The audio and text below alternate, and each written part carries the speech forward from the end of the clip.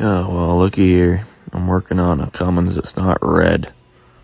Not my forte, but long story short, came in with an already diagnosed bad motor, with a spare motor in the bed of the truck to swap in. So got this motor that we see here swapped in, and it also came with a 6-pack of injectors that were supposedly new.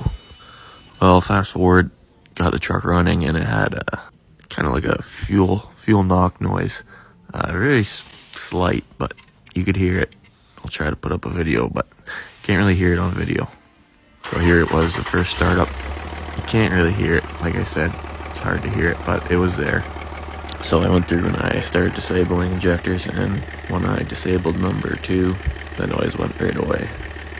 So I figured, well, let's just swap number 2 out with a number 1 and see if that noise follows once you cut out number 1.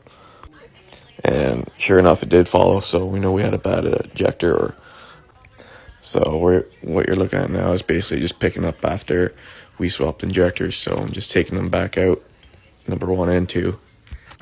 And we're going to send out that suspected bad injector, as well as another one that was good, because I noticed 5 of the injectors that I put in this thing had a BD stamp on the nozzle, and the one that is bad doesn't have any sort of markings on it. So I wanted to send one of the good ones just to basically match it up, make sure that it's just a stock injector, nothing like we didn't have 5 overstock injectors in one regular stock, because that would cause something. So we're installing these injectors now, and there's a sequence, and you want to hear this noise when you seat them.